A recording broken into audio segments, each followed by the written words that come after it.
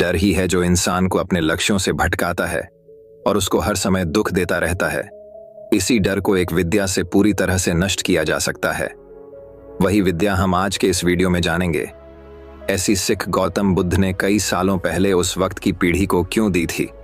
इसके पीछे का रहस्य क्या है? आज इसी रहस्य के बारे में हम गौतम बुद्ध की कहानियों के माध्यम से जानेंगे। तो बिना देर किए चलिए उन कहानियों की शुरुआत करते हैं। पहली कहानी, अपने डर को ताकत में बदलो। भीड़ भाड़ से अलग होकर जब भी कोई इंसान अपने साथ अकेले में समय बिताता है, तभी उसके दिमाग में नाना प्रकार की चिंताएं जन्म लेने लगती हैं। मनुष्य की प्रति ही ऐसी है कि वो ज्यादातर समय नकारात्मक ही सोचता है। आपने लक्ष्य को कैसे प्राप्त किया जाए, ये सोचने की जगह है। वो ये सोचता है कि अगर लक्ष्य पूरा नहीं हुआ तो मैं क्या करूंगा, और इस प्रकार की नकारात्मक विचारधारा के कारण जीवन प्रांत डर डर कर जीता रहता है। अगर पूरी बुद्धिमानी और सजगता के साथ इस डर को समझा जाए तो यही डर इंसान के पतन का कारण बनता है। ऐसा मनुष्य जो खुद पर संशय करता है, खुद पर संदेह करता है, भला वो कैसे सफल हो सकता है? लेकिन बुद्धिमानी से अगर इस डर का उपयोग किया जाए तो यही डर उसकी सबसे बड़ी ताकत बन सकता है। काश केवल एक बार उसने खुद पर विश्वास किया होता तो उसे मालूम होता है कि उसके डर में ही उसकी ताकत का रहस्य छुपा हुआ है। ये कहकर सन्यासी चुप हो गया और चुपचाप अपने कदमों पर ध्यान लगाते हुए जंगली घास पे से आगे बढ़ने लगा। संध्या का समय था। सन्यासी और एक लकड़हारा जंगल में से होकर गांव की तरफ निकल रहे थे। सन्यासी के ये शब्द लकड़हारे को कुछ समझ में नहीं आए। वो सोच रहा था कि डर में ताकत कैसे हो सकती है। डर तो आदमी को कमजोर बनाता है, अपने मन की उत्सुकता को। जब वह काबू नहीं कर सका तो उसने सन्यासी से पूछा कि महात्मा, आप ये क्या कह रहे हैं कि डर में ताकत होती है? डर तो आदमी को कमजोर बनाता है, उसे तो अपना डर दूर करना चाहिए। लकड़हारा अपनी बात पूरी कर पाता उससे पहले ही उसे एक शेर की दहाड़ सुनाई दी। शेर की गर्जन सुनकर लकड़हारे का रोम रोम कौंप गया। उसके कान खड़े हो गए। जंगल से आती एक एक आहट उसे साफ सुनाई दे रही थी। उसके कदम वहीं पर जम गए थे। वो भी नहीं पा रहा था। उसे पता था कि थोड़ी सी हरकत उसकी जान जोखिम में डाल सकती है। उसका दिल तो तेजी के साथ धड़क रहा था, लेकिन फिर भी वो अपनी सांसों पर काबू पाने का प्रयास कर रहा था। कुछ देर बाद जब खतरा टल गया तब सन्यासी ने कहना शुरू किया। सन्यासी ने कहा कि अभी जब तुम डरे हुए थे तो तुम्हारे शरीर का रोम रोम जाग गया था। जंगल से आ रही छोटी से छोटी आहट पर भी तुम्हारा ध्यान लगा हुआ था। तो इस प्रकार अपने मन के डर के कारण तुम होश में आ पाए, तुम पूरा ध्यान लगा पाए। इससे पहले जब तक तुम्हें शेर की दहाड़ सुनाई नहीं दी थी तब तक तुम अपने विचारों में खोए हुए थे। लेकिन जैसे ही तुम्हें शेर की दहाड़ सुनाई दी, वैसे ही तुम्हारे सारे विचार गायब होकर हम वर्तमान में उपस्थित हो गए थे। यदि तुम्हें अभी शेर से बचकर भागना होता या फिर उससे लड़ना होता तो तुम्हें अपने शरीर की वो क्षमता देखने को मिलती जो आज तक जीवन में तुमने खुद भी महसूस नहीं की होगी। जब कोई कुत्ता तुम्हारे पीछे दौड़ता है, उस समय तुम्हारी जो रफ्तार होती है वो तुम्हारी आम जिंदगी से कहीं ज्यादा होती है। साधारण जीवन में तुम इतने तेज नहीं दौड़ पाओगे जितना कि एक कुत्ते के सामने दौड़ पाओगे। ये ताकत या कहें कि हमारे शरीर की क्षमता अभी देखने को मिलती है। जब हमारा मन डर में होता है, किसी डरावनी परिस्थिति में, हमारा मस्तिष्क और हमारा शरीर अपने उच्चतम श्रेणी में काम करता है। जो काम तुम आम जिंदगी में नहीं कर पाते वो तुम्हें डरा कर कराया जा सकता है।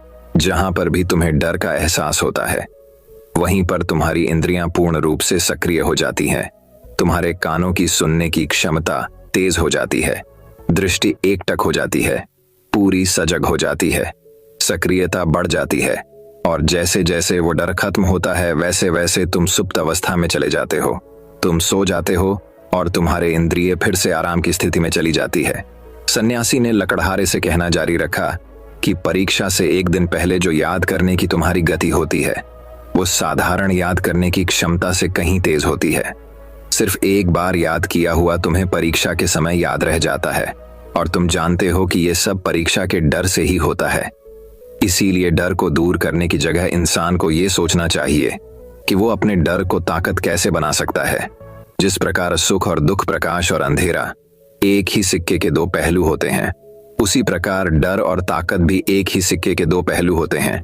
जिस प्रकार रोशनी के बिना अंधेरा पूर्ण नहीं होता, सुख के बिना दुख पूर्ण नहीं होता, उसी प्रकार डर के बिना ताकत का भी कोई महत्व नहीं है। लगड़हारा सन्यासी के ज्ञान से बहुत प्रभावित हुआ, उनके चरणों में नतमस्तक हो गया और उनसे पूछा कि महात्मा, अंधेरे को तो दिया जलाकर रोशनी से भरा जा सकता है, लेकिन अपने डर को ताकत में कैसे बदले? इसके लिए कोई उपाय बताएं। इस पर सन्यासी ने कहा कि डर दो प्रकार के होते हैं, सबसे पहला मानसिक डर और दूसरा शारीरिक डर। सन्यासी ने लकड़हारे को समझाते हुए कहना शुरू किया कि मान लो तुम्हें जंगल से होकर गुजरना है और अचानक तुम पाते हो कि तुम्हारे मन में शेर का ख्याल आ गया। अभी तक प्रत्यक्ष रूप में शेर तुम्हारे सामने नहीं आया है ना, उसकी दाढ़ सुनाई दी है, मतलब दूर दूर तक कोई संदेशा नहीं है कि जंगल में शेर मौजूद है, लेकिन शेर का ख्याल आने से तुम्हारे मन में एक डर पनप गया। अब तुम्हारा उठने वाला एक एक कदम उसी डर से अभिभूत होगा। हर समय तुम्हारे मन में यही ख्याल चलेगा कि कहीं शेर ना जाए। ये शेर वर्तमान में तुम्हारे सामने नहीं है, यह तुम्हारी बहुविषय की कल्पना है। इसी प्रकार जो मनुष्य अतीत और भविष्य की चिंताओं में डूबा रहता है, वो मानसिक डर का शिकार होता चला जाता है। इसी विडंबना के कारण वो अपने जीवन में जीतने भी निर्णय लेता है। वो सारे मानसिक डर से ग्रसित होते हैं। इसीलिए ज्यादातर मनुष्य पूर्ण रूप से अपने निर्णय पर भरोसा नहीं कर पाते हैं, और यही निर्णय या फिर फैसले जो आधे मन से लिए जाते हैं, मनुष्य के कार्य को पूरा नहीं होने देते। लेकिन यह भी सत्य है कि मानसिक डर के कारण ही इंसान अपनी तैयारी पूरी करता है। अगर तुम्हारे मन में शेर का ख्याल नहीं आएगा तो तुम शेर से सुरक्षा के लिए कोई भी कदम नहीं उठाओगे, लेकिन अगर तुम्हें शेर का ख्याल आ गया तो तुम उससे सुरक्षा के लिए कोई ना कोई तरीका जरूर अपनाओगे। तो इसीलिए मानसिक डर बेकार नहीं होता, वो आपकी सुरक्षा को और ज्यादा मजबूत भी करता है। लेकिन समस्या तब शुरू होती है जब आप चाहकर भी कुछ नहीं कर सकते, लेकिन उसके बावजूद आप मानसिक डर झेल रहे होते हो। उदाहरण के लिए कुछ मनुष्य हमेशा ये सोचते रहते हैं कि उन्हें कोई बीमारी ना हो जाए, कहीं उनके साथ कोई दुर्घटना घट जाए, कहीं उनके साथ कोई धोखा ना कर दे। लेकिन इन सब घटनाओं पर उनका कोई जोर नहीं होता है, ये उनके हाथ में नहीं होता है। अगर दुर्घटना होनी होगी तो होगी ही, अगर बीमारी होनी होगी तो होगी ही। अच्छा खान पान और अच्छी दिनचर्या का पालन करने के बाद भी अगर कोई मनुष्य बीमार हो जाता है तो ये उसके नियंत्रण के परे की बात है। अपनी तरफ से उसने पूरी कोशिश की और यही उसका कर्तव्य था। उसमें कोई कुछ क्या कर सकता है। जो घटनाएं इंसान की पहुंच के परे होती है वो उनसे भी परेशान होता रहता है, उनसे भी उसका मन घबराता रहता है, और यही मानसिक डर उसके पतन का कारण बनता है। और यही मानसिक डर अगर सही तरीके से इस्तेमाल किया जाए तो मनुष्य समझदार और अनुभवी कहलाएगा। जो इंसान ये सोचता है कि कांटे सिर्फ दर्द देने के लिए ही बने हैं, वो ये भूल जाता है कि कांटे ही फूलों की रक्षा करते हैं। इसी प्रकार एक ज्ञानी मनुष्य किसी भी चीज का उपयोग अपने सकारात्मक तरीके से कर सकता है, लेकिन एक अज्ञानी मनुष्य है अपनी अज्ञानतावश उन चीजों को भी छोड़ देता है जो उसके लिए उपयोगी होती है। विवेकशील मनुष्य फंक गए पत्थरों का भी महल खड़ा कर लेता है, लेकिन एक वैज्ञानिक मनुष्य उन पत्थरों को दूसरों पर फेंकता रहता है। अगर किसी मनुष्य को अपने मानसिक डर को ताकत में बदलना है तो उसके कुछ नियम हैं, कुछ उपाय है। सबसे पहला उपाय, अपने विचारों का निरीक्षण। अगर हम अपने जीवन में अपने विचारों का निरीक्षण करेंगे तो हम पाएंगे कि ज्यादातर विचार हमारे काल्पनिक होते हैं, और इसीलिए जो डर उन विचारों के कारण पनपता है वो भी काल्पनिक होता है। ज्यादा सोचने वाले लोगों को जब सोचने के लिए कुछ नहीं मिलता तो वो निरर्थक बातों के बारे में सोचने लगते हैं, और वो बेकार के विचार उसे तो परेशान करते ही हैं, साथ ही साथ उसके परिजनों को, उसके सगे संबंधियों को भी परेशान करते हैं। इसीलिए ज्यादा सोचने वाले लोगों को यह समझना चाहिए कि मन में उठ रहे तमाम विचारों में से काम के विचार कौन से हैं और बेकार के विचार कौन से हैं। जो निरर्थक विचार हो उन्हें दूर करते जाओ, और जो सार्थक विचार हो उनको गहराई से सोचना शुरू करो। तभी तुम्हारी समस्याओं के, तुम्हारी उलझनों के उपाय निकलेंगे। मानसिक डर को दूर करने का दूसरा उपाय है उसका सामना करना। इसका मतलब यह नहीं है कि तुम शेर के सामने जाकर खड़े हो जाओ, बल्कि इसका मतलब यह है कि पूर्ण सुरक्षा के साथ तुम जंगल में जा रहे हो। यदि जंगल में जाना बहुत आवश्यक है तो तुम शेर के डर से अपने घर पर नहीं बैठ सकते हो। इसी प्रकार मनुष्य के जीवन में बहुत सारे डर होते हैं, जैसे कि परीक्षा का डर, लक्ष्य ना पाने का डर, झूठ बोलने का डर, सच के पता लग जाने का डर, अपनों को खो देने का डर, दुर्घटना हो जाने का डर। लेकिन जैसे जैसे समय के साथ इन डरों का सामना किया जाता है वैसे वैसे ये डर जीवन से दूर होते चले जाते हैं। अगर तुम इनसे बचने का प्रयास करते हो तो ये जीवन भर तुम्हें सताते रहेंगे। ये तभी दूर हो सकते हैं जब तुम इनका सामना करो। कुछ लोगों को तो दूसरों के सामने खुलकर बात करने में भी डर लगता है। ऐसे लोगों को अनजान लोगों से बात करनी चाहिए। जितना ही वो लोगों से बात करेंगे उतना ही उनके मन का डर दूर होता जाएगा। मानसिक डर को ताकत में बदलने का तीसरा उपाय है अपने डर को स्वीकार करना। बहुत से लोग अपने जीवन में अपने डर को स्वीकार ही नहीं कर पाते। अगर आप उनसे पूछेंगे कि उन्हें किस चीज से डर लगता है तो वह साफ इनकार कर देंगे कि उन्हें किसी चीज से कोई डर नहीं लगता। लेकिन दूसरों की नजरों में ऊंचा उठने के लिए ये झूठ उन्हें बहुत महंगा पड़ता है। अगर वो अपने डर को स्वीकार करना नहीं सीखेंगे तो वो जीवन भर उस डर से मुक्त नहीं हो पाएंगे। इसीलिए समझदारी इसी में है कि अपने डर को स्वीकार कर लिया जाए। अगर आपको किसी चीज से डर लगता है तो किसी से शर्माने की या झिझकने की जरूरत नहीं है। हर मनुष्य को, हर इंसान को किसी ना किसी चीज से डर लगता ही है। और आप पाएंगे कि जैसे ही आप अपने डर को स्वीकार करते हैं वैसे ही आपका डर खत्म होना शुरू हो जाता है। और जितना ही आप अपने डर को छिपाने की कोशिश करेंगे आपका डर उतना ही मजबूत होता चला जाता है। ये सारे तरीके तुम्हारे मानसिक डर को दूर कर सकते हैं, लेकिन शारीरिक डर को दूर करने के लिए तुम्हें दूसरे तरीके अपनाने होंगे। सबसे पहले ये समझो कि शारीरिक डर कौन सा होता है। मान लो तुम किसी जंगल से गुजर रहे हो और अचानक तुम्हारे सामने शेर आ जाता है। तुमने पहले नहीं सोचा था कि शेर तुम्हारे सामने आ सकता है, लेकिन जब वो तुम्हारे सामने आता है तो तुम्हारी सारी शारीरिक गतिविधियां शिथिल हो जाती है। तुम्हारी सांसें अटक जाती हैं, मस्तिष्क काम करना बंद कर देता है और तुम्हारा दिल तेजी के साथ धड़कने लगता है। तो इसीलिए जब बिन सोची बात हमारे साथ घटित होती है तो हमारा शरीर उस डर को महसूस कर पाता है और वही सारा डर कहलाता है। ऐसे समय में शारीरिक डर को दूर करने के कुछ उपाय है, कुछ तरीके हैं। सबसे पहला उपाय तो यही है कि अपने ऊपर संयम रखें। जब किसी मनुष्य के साथ बिन सोची बात घटती है तो सबसे पहले उसका संयम टूट जाता है और संयम टूटने के साथ उसका मस्तिष्क काम करना बंद कर देता है। और इसी वजह से सोचने और समझने की प्रक्रिया भी रुक जाती है, क्योंकि हमारा शरीर उसी प्रकार कार्य करेगा जिस प्रकार हमारा मस्तिष्क उसे निर्देश देगा।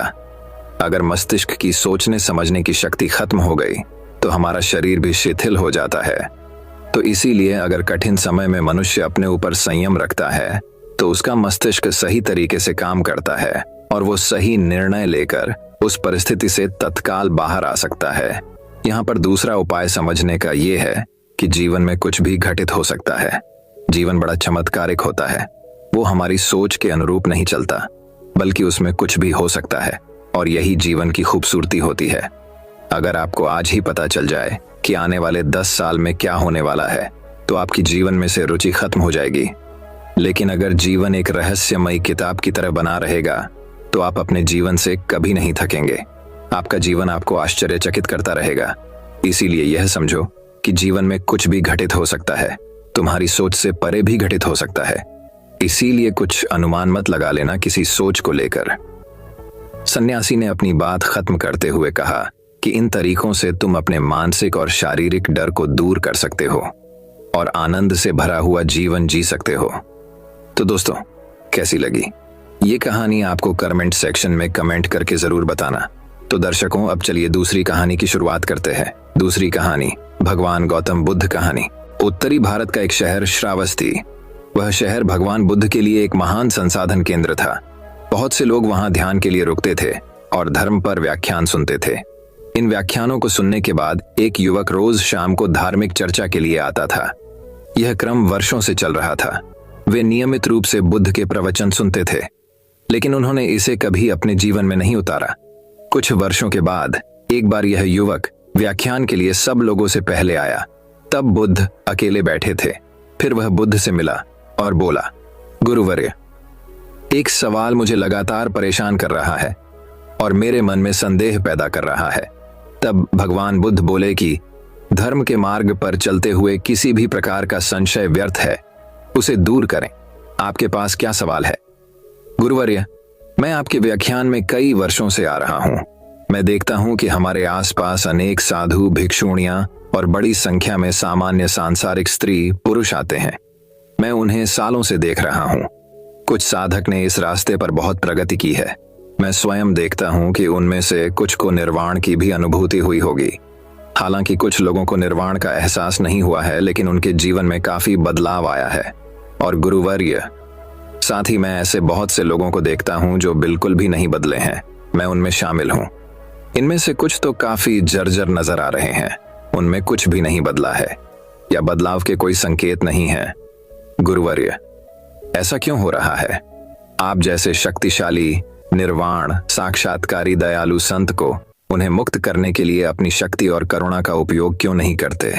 महापुरुष भगवान बुद्ध मुस्कुराए और युवक से पूछा, तुम कहाँ रहते हो? आपका मूल गांव कौन सा है?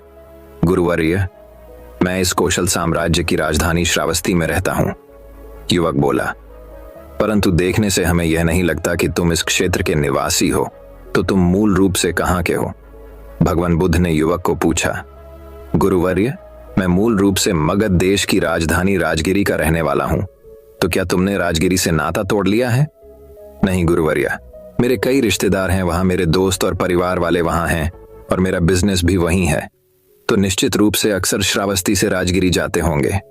हाँ गुरुवर्य, साल में कई बार राजगिरी जाता हूँ और श्रावस्ती को लौटता हूँ। कई बार एक ही रास्ते से जाकर आपको इस रास्ते का सब ज्ञान होगा और आप यहाँ से राजगिरी का रास्ता अच्छी तरह जानते होंगे। हाँ गुरुवर्य, मैं अगर अपनी आंखें बंद करके भी इस मार्ग से जाऊंगा तो पूरा मार्ग बता सकता हूँ, क्योंकि मैं इस रास्ते से बहुत बार गुजरा हूँ। सभी करीबी दोस्त और रिश्तेदार जानते हैं कि मुझे राजगिरी की सड़क का पूरा ज्ञान है। तब भगवान बुद्ध बोले कि जब ये लोग राजगिरी जाना चाहते हैं तो वे आपसे इस मार्ग के बारे में पूछते हैं। क्या तुम उनसे उस मार्ग के बारे में बातें छिपाते हो? क्यों साफ साफ रास्ता बताते हैं ताकि वे समझ सकें? क्या यह संभव है? गुरुवर्या, मैं उसे स्पष्ट रूप से समझाता हूं कि पूर्व की ओर चलना शुरू किया और गया पहुंचने के लिए आगे बढ़े, और यह भी कि आप बहुत ही सरल और समझने योग्य शब्दों में राजगिरी जाएंगे। मैं उन्हें स्पष्ट और सरल तरीके से मुझे जो कुछ पता है वो सब सच बताता हूँ। तो बताने के बाद सब लोग राजगिरी बहुत आसानी से पहुंचते होंगे। भगवान बुद्ध बोले, गुरुवर्य, कहना थोड़ा कठिन है। जो लोग आदि से अंत तक इस मार्ग का अनुसरण करते हैं, जैसा कि मैंने उन्हें बताया है, वे राजगिरी तक पहुंच सकते हैं। यही मैं आपको बताना चाहता हूँ युवा सज्जन। मेरे पास बहुत से लोग आते हैं क्योंकि मैं यहाँ से निर्वाण को गया हूँ। मैं मार्ग को भली भांति जानता हूँ। मुझसे पूछा जाता है कि निर्वाण और मुक्ति तक पहुंचने का मार्ग क्या है, तो उनसे क्या छुपाना है। मैं उन्हें स्पष्ट रूप से कहता हूँ, यही तरीका है। अगर कोई सिर्फ अपना सिर हिलाता है और कहता है बढ़िया, बहुत अच्छा, बहुत ही फायदेमंद तरीका, बहुत बढ़िया तरीका, लेकिन मैं उस पर एक कदम भी नहीं चलूंगा, इस पर चलने में परेशानी नहीं होगी, तो ऐसे लोग इस लक्ष्य को कैसे प्राप्त कर सकते हैं? मैं इस अंतिम लक्ष्य तक किसी को अपने कंधों पर नहीं ले जा सकता। कोई किसी को अपने कंधों पर उठाकर अंतिम लक्ष्य तक नहीं ले जा सकता।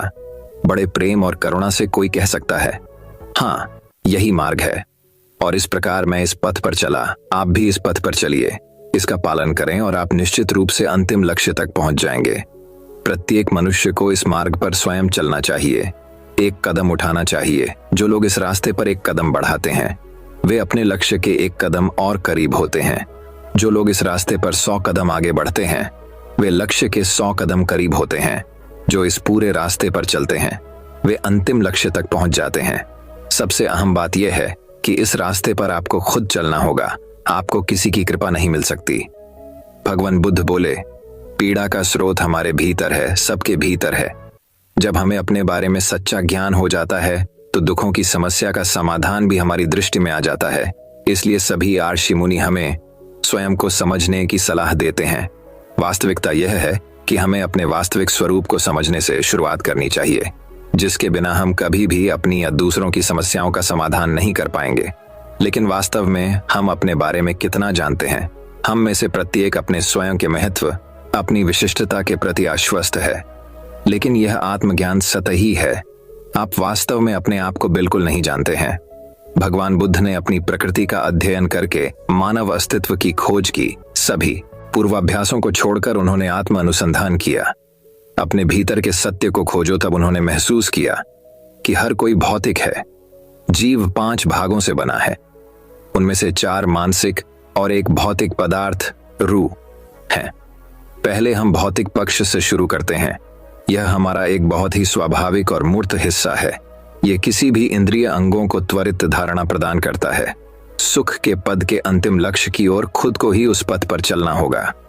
आपको यह कहानी कैसी लगी, कमेंट करके बताइए। तो दर्शकों, अब चलिए तीसरी कहानी की शुरुआत करते हैं।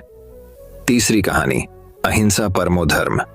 भगवान बुद्ध ने बताया कि सही मार्ग न तो भोग का है न कठिन साधना का है। एक बार गौतम बुद्ध ने देखा कि सामने से भेड़ बकरियों का एक झुंड निकल रहा है। चरवाहा इस झुंड को कठिनता से घेर रहा था। बुद्ध ने कहा, अरे क्या कठिनाई है? चरवाहे ने कहा, भगवान, मेरे इस झुंड में एक लंगड़ा मेमना है। वह अन्य पशुओं के साथ कठिनाई से आगे बढ़ रहा है। बुद्ध ने प्रेम पूर्वक पूछा, इस भरी दोपहरी में इन भेड़ बकरियों को घेरकर तुम कहां ले जा रहे हो? चरवाहे ने उत्तर दिया, मुझे राजा की आज्ञा मिली है कि आज सायंकाल राजा यज्ञ करा रहे हैं। उसमें बलि के लिए 100 भेड़ बकरियों की आवश्यकता है। अत इनको वहां पहुंचाने जा रहा हूं। बुद्ध ने कहा, चलो मैं भी तुम्हारे साथ चलता हूं। उन्होंने लंगड़े मेमने को कंधे पर बिठा लिया और दोनों साथ साथ चल पड़े। जब वे नगर में घुसे तो लोगों ने देखा कि बुद्ध अपने कंधे पर एक मेमने को रखकर चले आ रहे हैं। कुछ लोग उन्हें जानते थे और कुछ नहीं भी जानते थे, पर उनके बारे में सुन में रखा था। लोग बोले, देखो, ये वे तपस्वी जा रहे हैं जो सामने पहाड़ी पर रहते हैं। कैसे शांति के अवतार हैं। वे दोनों यज्ञ स्थल पर पहुंचे। राजसेवकों ने भेड़ बकरियों को गिना, पर जैसे ही वधस्थल पर नियुक्त व्यक्ति पशु की गर्दन काटने को उद्यत हुआ, बुद्ध ने कहा, राजन, वधकर्ता को खड्ग मत चलाने दो। पहले वह मेरी गर्दन पर खड्ग चलाए। हे राजन, पशुओं को छोड़ दो। वह राजा भगवान बुद्ध के आगे नतमस्तक हो गया। उसने बलि के लिए मंगवाए सभी पशुओं को छोड़ दिया और इस प्रकार उस राज्य से हिंसा का हमेशा हमेशा के लिए नामो निशान मिट गया। तो दर्शकों, अब चलिए चौथी कहानी की शुरुआत करते हैं। चौथी कहानी, बुद्ध और राजकुमार।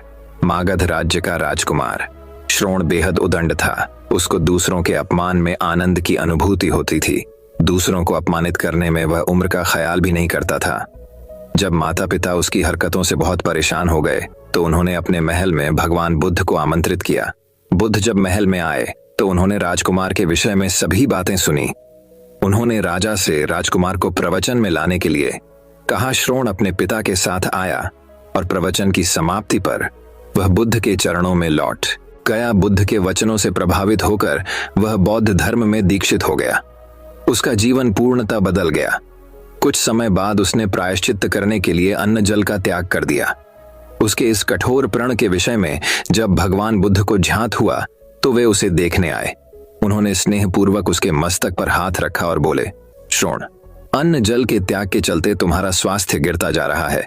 तुम संगीत के जानकार हो, अत उससे जुड़े मेरे एक प्रश्न का उत्तर दो। क्या वीणा के तार डीले करने पर उससे स्वर लहरी फूटती है? श्रोण ने जवाब दिया, नहीं भगवान। बुद्ध ने पुनः प्रश्न किया, तब तो तारों को खूब कसना पड़ता होगा। श्रोण बोला, नहीं, अधिक कसने से तार टूट सकते हैं। तब तथागत बोले, वीणा से मधुर संगीत निकालने के लिए उसके तारों को न तो अधिक ढीला रखना चाहिए और न ही अधिक कसना चाहिए। इसी प्रकार हमारा जीवन भी एक वीणा की तरह ही है, जिसे भली भांति चलाने के लिए सभी वस्तुओं का पूर्ण त्याग उचित नहीं है। श्रोण ने कठोर प्रतिज्ञा से मुक्ति ले ली और सहज जीवन जीने लगा। यह कथा जीवन को नैसर्गिक तरीके से जीने पर बल देती है, जिसमें उचित आवश्यकताओं की पूर्ति और अतिरिक्त इच्छाओं पर नियंत्रण का संदेश शामिल है। यदि जीवन को आवश्यकता, पूर्ति और संयम के संयोजन से संचालित किया जाए तो परम शांति प्रदायक होता है। तो दर्शकों, अब चलिए पांचवें कहानी की शुरुआत करते हैं। पांचवी कहानी, बुद्ध की मूर्ति। चीन के चांगछू नामक प्रदेश में एक मठ था, जहां के महंत काफी ज्ञानी और कर्मठ थे। एक दिन उन्होंने अपने शिष्यों को बुलाकर मठ के लिए भगवान बुद्ध की एक मूर्ति बनवाने की इच्छा प्रकट की। महंत बोले, इस कार्य के लिए आप घर घर जाकर धन संग्रह कीजिए। किसी से बलपूर्वक धन मत लीजिए।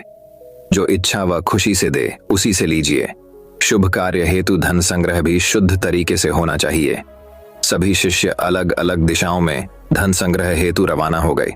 इसी प्रक्रिया में एक शिष्य को तिन्नू नाम की एक बालिका मिली। उसके पास एक सिक्का था।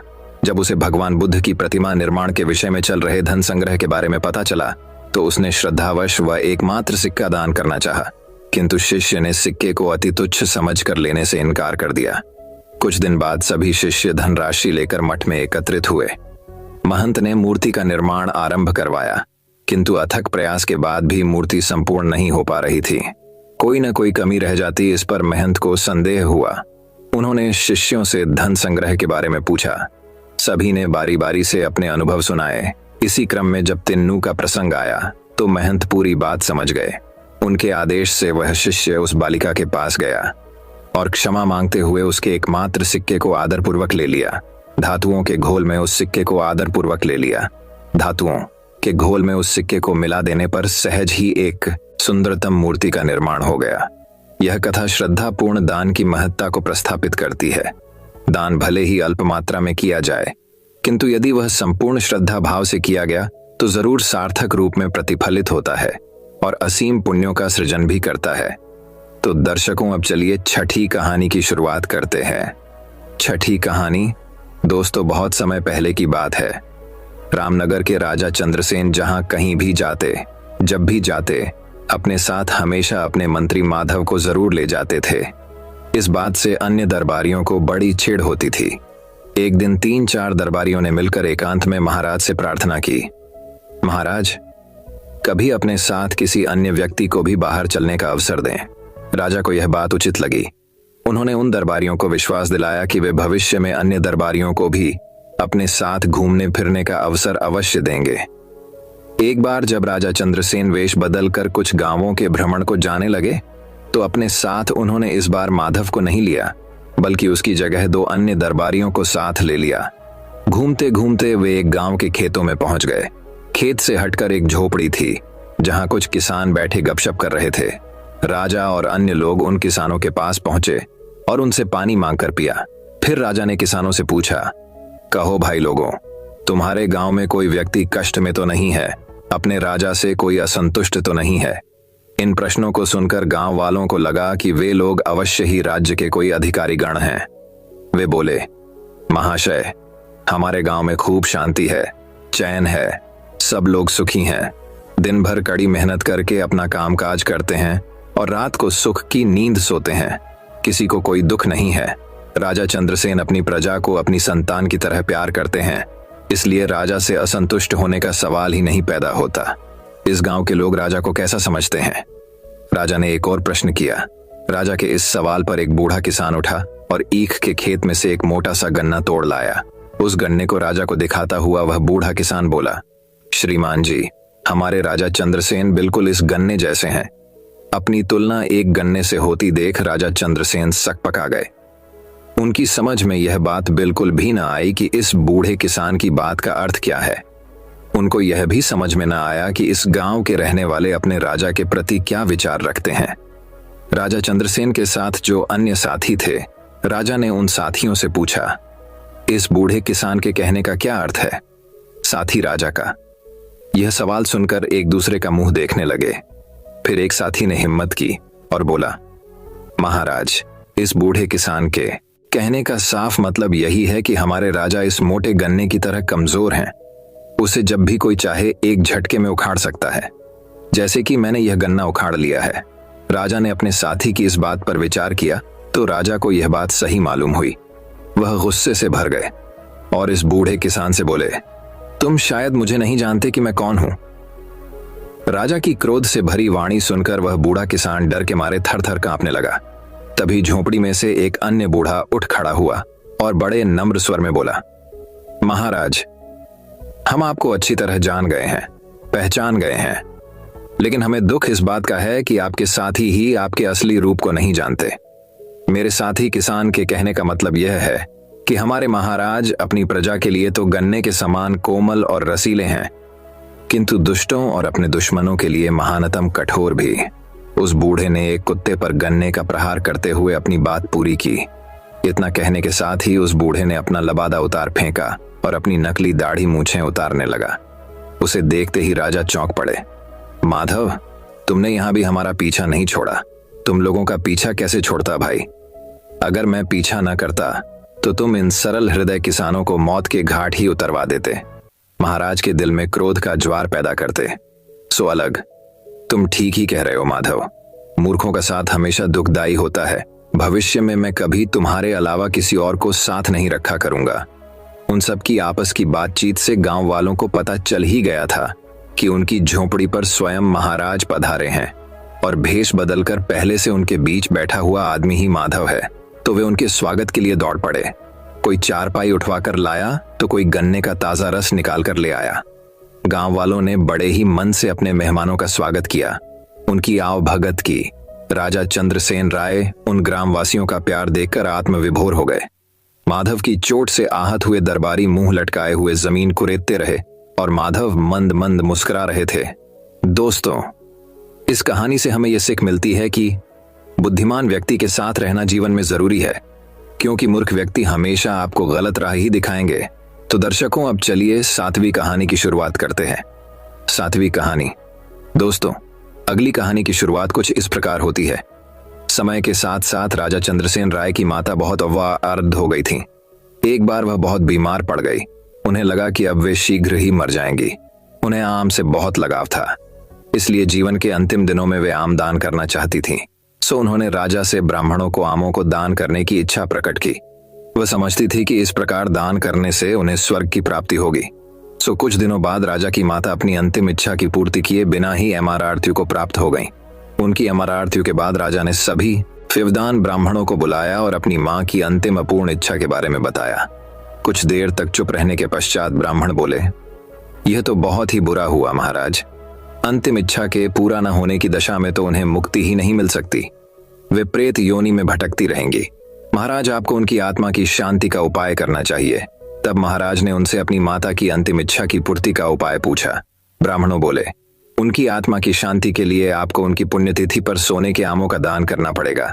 अतः राजा ने मां की पुण्यतिथि पर कुछ ब्राह्मणों को भोजन के लिए बुलाया और प्रत्येक ब्राह्मण को सोने से बने आम दान में दिए।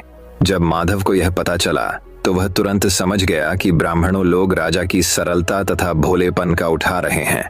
सो उसने उन ब्राह्मणों को पाठ पढ़ाने की एक योजना बनाई। अगले दिन माधव ने ब्राह्मणों को निमंत्रण पत्र भेजा।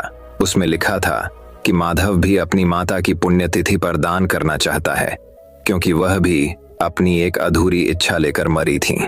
जब से उसे पता चला है कि उसकी मां की अंतिम इच्छा पूरी न होने के कारण प्रेत योनि में भटक रही होंगी, वह बहुत ही दुखी है और चाहता है कि जल्दी उसकी मां की आत्मा को शांति मिले।